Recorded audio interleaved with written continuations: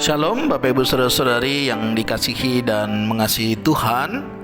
Kita bersyukur hari ini Tuhan boleh memberkati kita. Dan hari ini mari sebelum kita membaca dan merenungkan firman Tuhan, kita berdoa. Tuhan, terima kasih, kami mengucap syukur untuk kasih setiamu di dalam hidup kami. Kami bersyukur karena Engkau boleh menyertai kami sampai hari ini. Sebentar kami akan membaca dan merenungkan firman-Mu. Berfirmanlah dan biarlah kami mengerti apa yang menjadi kehendak-Mu dan kami boleh melakukannya. Kami berdoa di dalam nama Tuhan Yesus Kristus. Haleluya. Amin. Ayat bacaan kita hari ini terambil di dalam kitab 2 Tawarik pasalnya yang ke-19. Saya akan membacakan beberapa ayat 6, 7, 8, dan 9. Berpesanlah ia kepada hakim-hakim itu. Pertimbangkanlah apa yang kamu buat, karena bukanlah untuk manusia kamu memutuskan hukum, melainkan untuk Tuhan yang ada beserta kamu bila kamu memutuskan hukum.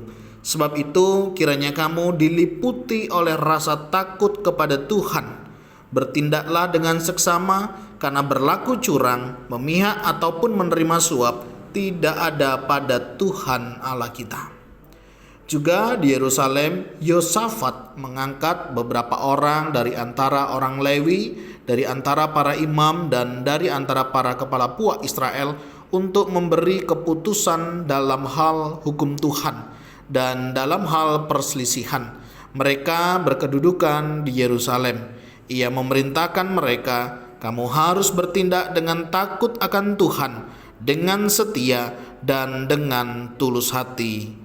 Demikian. Amin. Demikianlah firman Tuhan. Mari kita merenungkannya. Bapak Ibu Saudara yang dikasihi dan mengasihi Tuhan, memiliki jabatan atau kedudukan tertentu adalah berkat dari Tuhan yang semestinya dapat digunakan dengan baik, ya. Apa yang diamanatkan, apa yang diamanahkan itu bisa dikerjakan sebagaimana mestinya amanah itu diberikan sehingga menjadi orang yang amanah, begitu ya. Kenapa? Karena orang yang diberikan amanat tentunya dapat menjalankan amanat yang diberikan. Hari ini kita akan belajar dari satu kebenaran firman Tuhan tentang bagaimana Tuhan memakai Yosafat sebagai seorang pemimpin, ya, Raja Yehuda, di mana dia dipercayakan oleh Tuhan, ya, untuk mengemban posisi ini. Menarik di dalam pemerintahan Yosafat, ya, dia boleh hidup takut akan Tuhan, dan kita boleh melihat di dalam bagian ini walaupun ya pasti ada kurangnya, pasti ada titik lemahnya, itu pasti. Tetapi paling tidak ada hal-hal yang baik juga yang kita bisa pelajari bagaimana Tuhan memakai Yosafat. Yang pertama, dia memberikan hakim-hakim, ya. Bagaimana dia memilih hakim-hakim, kemudian dia berpesan bagaimana pesan yang penting menurut saya, yaitu bagaimana seorang hakim harus memiliki rasa takut kepada Tuhan. Ya, ini penting sekali. Bayangkan kalau seandainya seorang hakim tidak memiliki rasa takut kepada Tuhan, keputusannya pasti keputusan yang tidak menyenangkan hati Tuhan. Saya pernah ditanya oleh seorang hakim ketua, saya memberikan pernyataan waktu itu menjadi posisi saksi ahli. Saya sudah sampaikan kebenarannya, tetapi karena hakimnya memang tidak takut Tuhan, ya, akhirnya apa? Keputusannya tidak sesuai dengan kebenaran firman Tuhan. Dia memutuskan apa yang menjadi pesanan dari kliennya. Bapak Ibu Saudara, ngeri memang, ya. Dan saya melihat ada banyak hal hari-hari ini seperti ini. Ini bukan lagi rahasia umum, ya, bahwa hal-hal demikian seringkali terjadi. Ada banyak hakim yang semestinya memberikan keadilan tetapi tidak memberikan keadilan, ya. Semestinya seorang hakim itu harus takut akan Tuhan. Dia juga harus bertindak dengan seksama. Karena apa? Berlaku curang, memihak atau menerima suap tidak ada pada Tuhan Allah kita. Hal ini dipesankan oleh Yosafat, ya, kepada para hakimnya supaya mereka bertindak dengan baik. Saya yakin percaya kalau hakim itu bertindak dengan adil, saya yakin dan percaya, ya, semuanya bisa berjalan dengan baik. Begitu juga yang kedua, Yosafat mengangkat beberapa orang di antara orang Lewi, para imam dari antara para kepala puak, dan untuk apa? Memberi keputusan dalam hal hukum Tuhan, ya, dalam perselisihan dan lain sebagainya. Mereka diperintahkan untuk bertindak dengan takut akan Tuhan.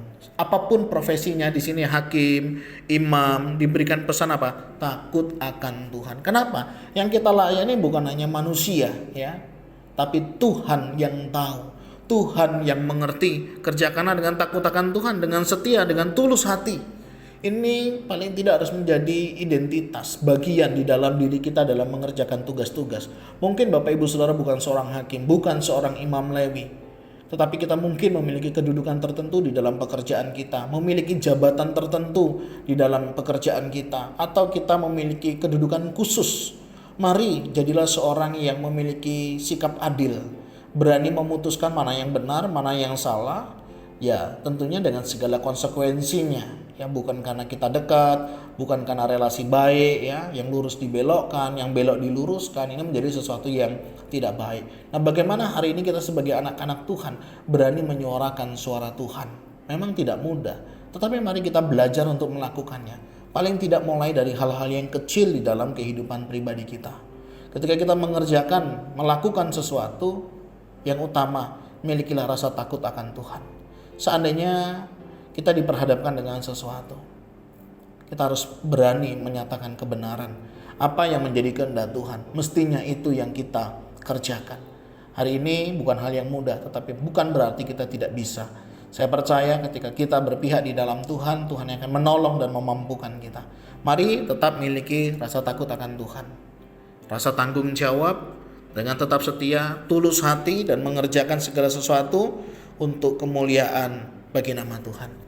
Bapak Ibu Saudara, hari ini banyak orang sedang menanti setiap kita di dalam kita memberikan keputusan-keputusan yang adil, berlaku setia, jujur, dan hidup yang memuliakan nama Tuhan. Biarlah dengan posisi jabatan tertentu yang Tuhan percayakan, kita berani dan mau menyatakan kebenaran itu, sehingga setiap orang boleh mendapatkan haknya yang sesuai dengan apa yang tentunya menjadi bagiannya sebagai seorang hakim, sebagai seorang imam, sebagai kepala rumah tangga, sebagai pimpinan, sebagai orang yang memiliki posisi tertentu. Mari kita berlaku adil dan ingat, lakukan segala sesuatu untuk kita takut akan Tuhan dan karena kita mengasihi Tuhan, dan kiranya Tuhan boleh menolong dan memampukan setiap kita untuk kita boleh mengerjakannya. Tuhan, terima kasih. Kami bersyukur kalau hari ini Tuhan boleh memberkati kita dan kita boleh ada sebagaimana kita ada. Ini semua karena berkat dan kemurahan Tuhan. Terima kasih untuk kepercayaan posisi jabatan tertentu yang Tuhan percayakan kepada kami. Tuhan yang tolong kami untuk kami boleh tetap mengerjakan segala satunya dengan roh takut akan Engkau. Dan ini doa seru kami, pimpin para pemimpin, para pengambil keputusan, biar setiap kami sungguh berani mengambil segala keputusan karena kami mengasihi Tuhan dan kami takut akan Tuhan, dan kami percaya Tuhan yang menolong dan memampukan setiap kami untuk kami boleh melaluinya. Berkati kami, tolong kami, dalam nama Tuhan Yesus Kristus. Haleluya. Amin. Bapak Ibu Saudara, demikianlah renungan kita hari ini. Kiranya setiap kita boleh mengerjakan apa yang menjadi bagian kita dengan tetap takut akan Tuhan. Tuhan Yesus memberkati kita sekalian. Shalom.